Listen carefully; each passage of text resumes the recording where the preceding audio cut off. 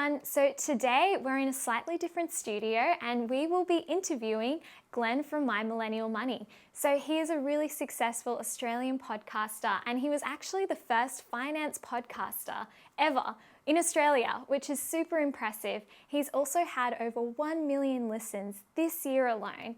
So welcome, Glen. Hey, thanks so much for having me in my studio.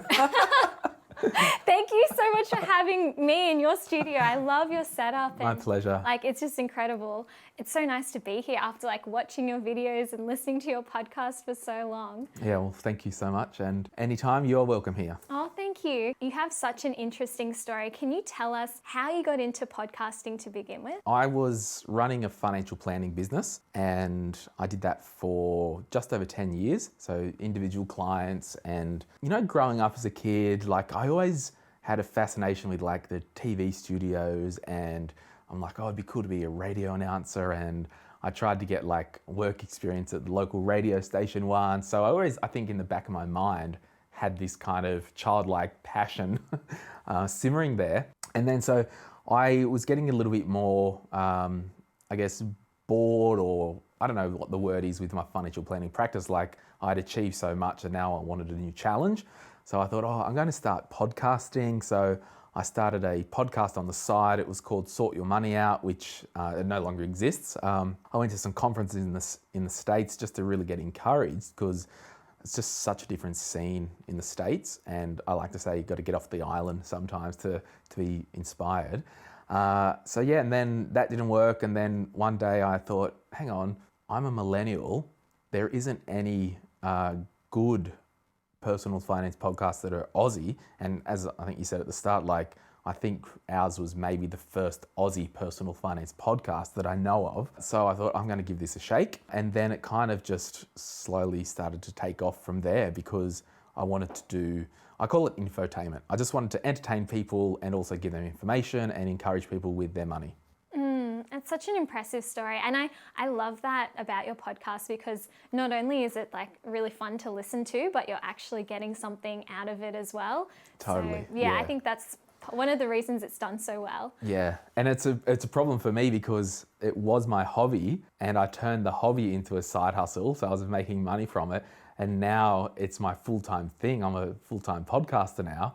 And it's annoying because I don't have a hobby anymore. So, you're sitting in my studio now and it's probably got overkill tech everywhere. So much tech. Yeah, so I'm kind of the tech side of it is now my hobby, where the podcasting and content side is my job.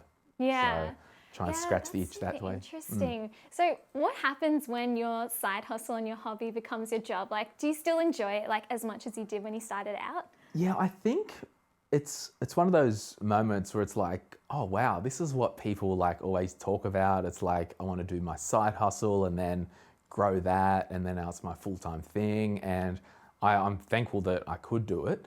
But yeah, it's actually now more of a challenge because I don't have an outlet from my day-to-day. So I don't know whether I need to now, I've got these nice pottery mugs, do I go and do pottery or something as my outlet? But I think in certain types of personalities, my personality is if I do something on the side, I'll turn it into a business and want to make money from it. Yeah. That's who I am. So yeah, it's a challenge that I'm trying to address somehow. Yeah. I'm trying to think of a funny name for your pottery. Oh. Glen's pottery. Yeah, that's right. That's pretty boring. Yeah. Yeah, well, that's so cool. And how did you get into the finance space to begin with? Yeah, so I left school at age 16. I did the first year of year 11 and then the first term of year 12. And then I'm school is not for me. It's this is just not right. And then I wasn't allowed to leave school unless I did a trade. So I did telecommunications and I was fully qualified by the time I was, basically under 21. And then I knew that wasn't something I wanted to do long term, but as a teenager, I had a passion for personal finance and investing. I remember I was probably 15 or 16 once and I went to a local community college on the weekend and did a share kind of session, and it's Wow. these retirees, they're learning about shares, and there's 16-year-old kid there learning about shares. So it was just always a just an interest that you could own part of a company. So it's like we all go to the supermarket. Well, I could own some of that supermarket. And I guess that's where it started again from that. I guess for anyone, I would really encourage them who are watching, it's like when you were in the most influential years of your life as a teenager, what was there that was something in the background? For me, it was like personal finance, investing, and now I'm fortunate enough to be doing that, coupled with the media stuff that I had an interest with as well. So yeah, it's just, I'm probably reflecting here on your show right now, but it's just as an encouragement. That's where it all kind of started, I think, around the mid-teens for me. Wow, that's so impressive because that's so young. Like I was not really thinking about money at all when I was mid-teens. I was just trying to get a job, like just trying to stay employed. Yeah. And the fact that you were thinking about shares and everything. And also, what was it like leaving school that young? Because I think, there is also that stigma, like around like if you leave school, like what are you going to do? Like will you have less job prospects? Was there a bit of that when you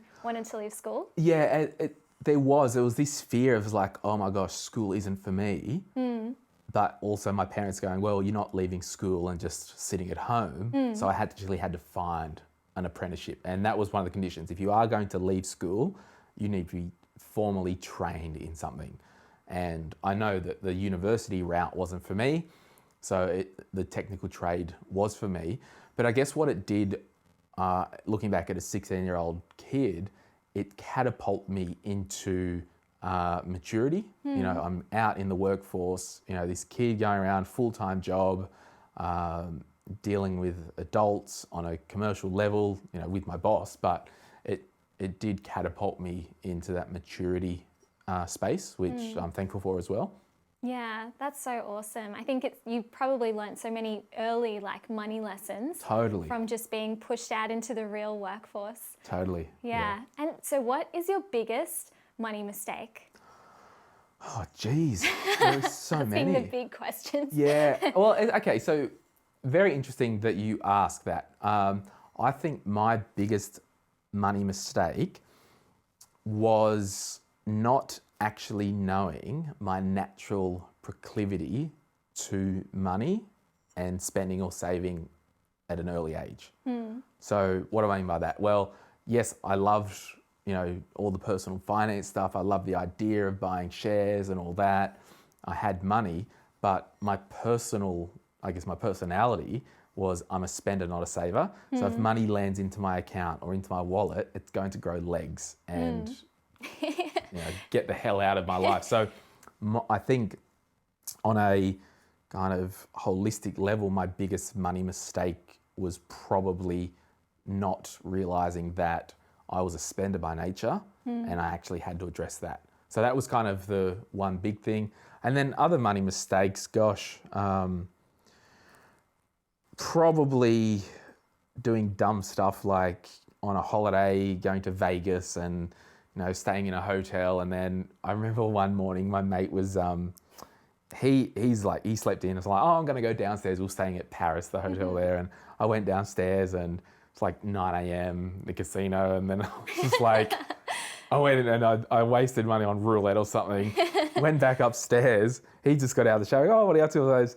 I've just lost $100 while you're in the shower. Like, no. So it was, I don't know, just, I don't think there's been wholesale money mistakes. Yeah. I think there's just been times where I haven't been paying attention with my money and not being intentional with my money. Yeah. But probably if there was an item, probably when I was 18 years old, like see that BenQ TV there, like it's just an LCD TV. I bought one of the first Sony LED TVs. It was 30 centimeters.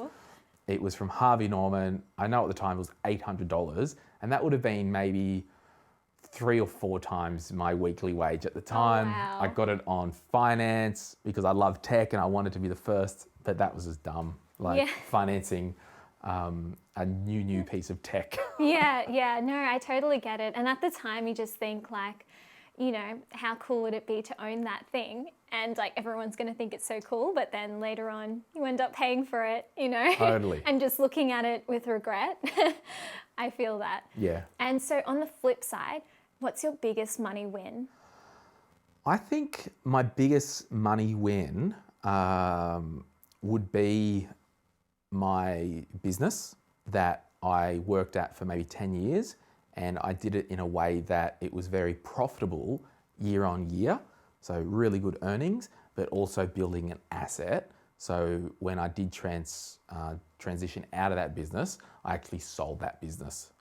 So it was a money win because it provided me a really good lifestyle throughout the years of having that business, but also in the background building an asset. And it's probably another whole episode that you'll do at some stage about using business as an investment thing, because it's like, for me, the last 10 years, it's like, well, if I double down in the business, I know I can get 25 to 30% a year from my business. So I'm not going to worry about as much on the share investing or something like that. So yeah, so that was my biggest money win in my life to date. So, but my next kind of goal is to, that kind of capital that I built over a 10-year period and then sold, my next kind of personal challenge is to try and do that again online, but within a shorter amount of time. Just for a personal challenge. Oh, yeah, I love that. Actually, that was going to be my next question. Really? Yeah, I was like, so what is your goal? Like both short-term and long-term goals. Doesn't have to be just money related, but it also can be. Yeah, short term for me, and just as at this morning, I joined a gym. So short term, like, because it's like, you look, if your life was a pie, you know, we've only got so much pie. That's true. And you need balance in your pie. So for me, one part of my pie, it's a huge, I'm financially healthy. I don't set an alarm in the morning. I've got all the options in the world. I do what I want when I want. And so that's a big part of my pie. But the bottom part of my pie, my personal health has suffered because of boundary issues with doing what I want when I want. And so that's kind of a short-term goal for me, to lose some weight and not only just get fit and healthy, but somehow try and do it in a way that it's built in as a ongoing habit. Because I teach people, like with money, just small amounts, every pay, set, forget, done, it's habit, you remove yourself from the equation. So now my challenge is, how do I make my personal health a goal and a habit? So that's kind of short term, trying to get more balance in my life. Longer term is to basically, so I do an online podcast and an online money course, and we've got a blog, and, you know, trying to make a good YouTube channel like your own. And so long term, it's a lot of guys like, oh, Glen runs a personal finance podcast. Yes, I do. But if you step back, Glen has an online business, and part of that business is a money podcast. And because we've also got a career podcast, My Millennial Career, we've also got a sexual health podcast. It's called You to Me, You to You, You to Us. And it's a doctor on there, Hannah, and she talks about sexual and reproductive health. So my longer term goals is to create a media company and add value in people's lives in different ways. Wow. And then I'm also working in another business that's not online at all, to hopefully build another business in the background in the coffee industry. Wow. Oh, no wonder, because I was like watching you make your coffee today and I was like, wow, I have no idea what you're doing, but you really look like you know what you're doing with the temperature and... So, but again, it's this underpinning thing of passion. It's like, what do you love? Can you do that as a business? And also, like, obviously, like, I would like to get a beehive in the background, in the backyard, and have bees. Obviously, I can't turn that into a business. So there are things in our life, and it's probably another hobby I need to do actually. It's like, I need to do something that's actually just for doing that, not to turn it into a business. Yeah. Oh, that's so cool. You've got so many passions. So obviously a lot of us have passions. Yeah. But I think that sometimes the thing that gets in the way of pursuing those passions and those crazy ideas is fear. So how did you get over that fear of starting something and putting yourself out there? Yeah, it's a really good question. And I would probably say you need to understand yourself first. So naturally, my risk tolerance is probably pretty high anyway, so I can just walk in and do something. But if you wanted to put yourself out there and do, I've got to change from a 9 to 5 to my own business, or that's scary. So it comes down to your own personal risk profile. So then what you need to do, if you do have a risk tolerance that isn't as extreme as maybe someone else, I think information and data actually helps you maybe lower the risk profile. And an exercise that I did once when I was starting my business, because I went from a 9 to 5 to my own business, and it's like, oh my gosh, and so what I did, I wrote down the worst things that could happen. And it could be, and this sounds really weird, but this is how I had to kind of do it to really polarize that it wasn't as big a risk. The worst thing that could happen would be I call somebody and say, hey, can I help you with financial planning or whatever? The worst thing that could happen, they could turn around and say, no, Glenn, but we're coming over to your house and we're going to murder you. So that's the worst thing. That's the worst thing that could actually. Mind but went. because I had to get some scale, or I don't even know the word, but I had to really stretch out the worst thing that could actually happen is someone threatening me to kill me. So that means, if someone says, no, Glenn, you can't help us, that's not that bad. It's just a bit of rejection. It's not a death threat. So I had to kind of really map out what's the worst thing that could happen. And to stuff like, I had a car at the time and a car loan and novated lease because I was commuting. Another worst thing that could have happened is my car gets repossessed because I couldn't afford it if I don't make an income. Not that bad when we go back to, the worst thing could be someone murdering me. So again, we've referenced, that's probably the word, I had to get a reference when working on my own risk profile. So then to the other side, taking risks, how do we mitigate risk? Well, the first way to mitigate a risk is to remove the risk completely. And that's probably not possible because if you remove the risk completely, you probably won't follow your passion. So life's full of risks. Jumping in the car today, driving, it's full of risks, right? So can it be more data or information gathering exercise? Okay, so I need to do this. So, okay, well, before I do anything, I want to save some money. So I've got a cash buffer.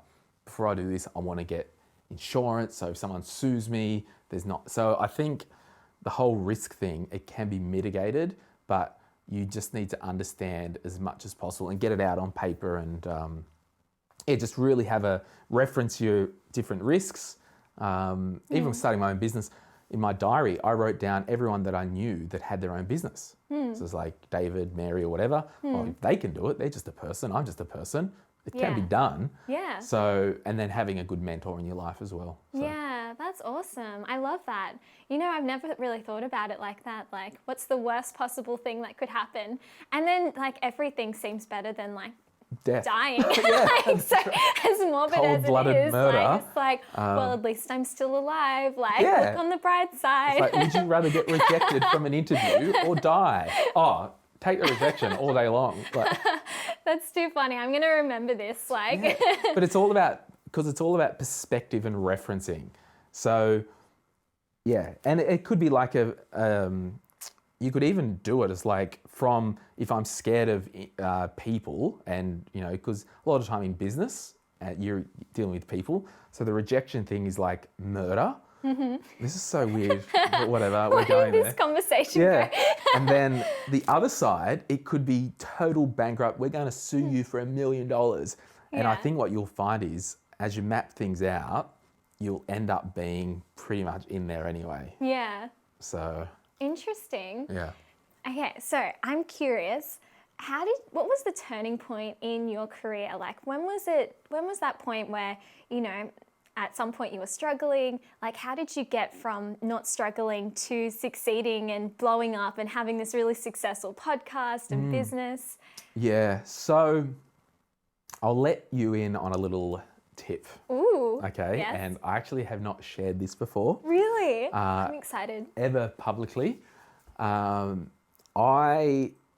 we'll just say when I started the podcast and sold my business, I was self-funded, as in I didn't actually I had money in the bank, so that allowed me to actually follow my passion and lean in. Yeah. So then we started the podcast, and I knew that you look for trends. So when we started the podcast, the agreement was we're doing this for 12 months, regardless, every single week for 12 months, whether we get 200,000 listens in a week or whether we get one listen in a week. Yeah. Okay. So then at the end of the 12 months, one of the things was, okay, so what do we need to look at to see if we keep going or not? And one of them was the people liked listening. We were growing in numbers and just general signs of life. So it's like, yeah, we'll commit to it for a year. At the end of a year, if the listeners are decreasing, if there are no signs of life, so you're just looking for broad trends. Okay, so yeah, we're trending up, and I think I showed you a diagram before we started. So you've just got to look on trends, and particularly when you're going one to many, it's all about trends. And even with your reviews, negative and positive, but that's another fun episode. So what I did was I knew that, and we're not perfect, and we still make a lot of mistakes, but I knew, like, lick my finger, put it in the air, like, yeah, wind's blowing in a good direction. Yeah. Then enter Glen James' risk profile. And my personal vibe is if I see a gap in the market, a little like this nice wallpaper, there's a little tear in the market, I'm going to drive a truck through that. You know what I mean? Like, let's do it, baby. Like, I'm a guy, $100 before breakfast in Vegas. Like, we're going hard or we're going home. Yeah. So I saw signs of life. Yeah. And then what I did, I doubled down because I'm like, okay, we've got a good audience. Now I need some acceleration. Yeah. How do I get acceleration? So I did little things like, hey, do you want to come on my podcast? And if you do, well, there's some conditions. Yeah. So I used the example, I approached a local law firm and I said, hey, do you want to come on the podcast? It'll be good for you because, number one, you can share the episode with your audience because it's something different that's not just boring lawyers. Yeah. So, but the condition is to come on our podcast, you need to commit X amount of money to advertising online to share our episode on your networks. Oh, smart. So I had guests that would come on and not pay me, but paid to promote the episode on their own social channels. That's so smart. Yeah. That was one strategy. I went pretty hard on Instagram ads as well in the early days. And what the hell, I'll just say it. Probably spent 50 to 60 grand on Instagram ads in the first year. Wow, yeah. Because I knew that the product was okay, as in we saw signs of life. Yeah. So I'm like, okay, well, we've got some okay content, or 80% of people who listen think, yep, it's good. Because you can't please everyone, which is fine. It's the internet. Totally. So I'm like, let's just turn this up a notch. So I want more people to listen, and the more people that listen have more chance of them telling other people. Yeah. So I literally went, yep, signs of life are there. We've got guests paying to promote on their platforms. I'm going to now get a big shot of adrenaline in the arm. Yeah. And just... That's awesome. Again, I'm not running a podcast, I'm running an online business. Yeah. But when you're doing that, and when I talk to people out there, if you're a self-employed person, first and foremost, you're a business owner. By the way, I'm a baker. First and foremost, you're a business owner. By the way, I'm a hairdresser. First and foremost, you're a business owner. So you're running, like your YouTube channel, it's not a nice YouTube channel as it is. Queen is running a online side hustle business. Yeah. And the content will take care of itself. Yeah, yeah. So that was my mindset. Yeah, that's so interesting. If you see a gap in the market, my personality is drive a truck through it. But someone else's personality might be, oh, there's a gap in the market, I might just tiptoe up and just have a look. But it just speaks to my personality. Like my girlfriend, she is one who might, if there's a problem, might get a scalpel out and set things up and tweak it. Where I'm like, oh, if there's a problem, give me a brick and I'll fix it. Yeah, so it's all, you just got to play to your personality. And I just spilled coffee everywhere. But, oh no, lucky you're wearing all black. I know, spinning as well. So yeah, so that's what I would say, just double down. That is so clever. Like I had That didn't even come into my mind. Right. Like when I was like thinking about this, but what a great way to do partnership, because it's a win-win situation. Totally. You know? I'm all like, about win-wins. What company would say no to that? Totally. You know, like promoting their own like podcast episode, and then you're also promoting your brand as well. Super clever. And I love the business owner mindset, because Totally. I think that's the difference between like having a hobby, like, you know, podcasts like hobby, to actually having like a really successful podcast. Because yeah, like you will have to spend money if you want it to be a successful business. You Absolutely. know? Like You've got to invest. Exactly. Yeah. Yeah. And you can't expect it to just like blow up without, you know, putting a bit of investment behind it. Yeah, and everything's a risk. Yeah. You know, you can't get rid of risk, but you can mitigate. Yeah. And I could have mitigated some financial risk by not putting money into ads. Yeah. But no, we're trending. I can see the trends. Life's a risk. I got a bit of cash anyway. Let's go to town. Yeah, exactly. Yeah. And you don't want to like live your life thinking like, oh, what if, you know, what if I just did this? You know, I could have done it. Just got to go for it. Yeah. And are there any like final things that you'd like to share with the audience just about your personal experiences, things that have worked well for you? I think the biggest thing that's worked well for me personally was to surround myself with the right people. Like I had good mentors. I still do have mentors in my life. I've only to bounce something off them. That's kind of the big one, because our own mind, like we get this idea and it's our own echo chamber in our mind. It's like, yeah, that's a good idea. Oh yeah, it's so good, so good. But you go to somebody who's actually for you, who go, yes, I want you to succeed, but I'm actually going to say this because that's what I think in a good way, not to tear you down. Yeah. So yeah, mentor or someone who's further along in that road, just to speak some life into your situation. Yeah, that's really cool. And that's a great takeaway. I think like whatever you're doing in life, it's so good to have those outside perspectives and people that can guide you. Totally. Yeah. Oh, thank you so much for sharing your story. Like you were so insightful and so impressive. Thank you. you. The journey that you've had, and I just can't wait to see it grow even more. Like, and for you to have your own media agency and like all of these different media brands, like you're already there, you know?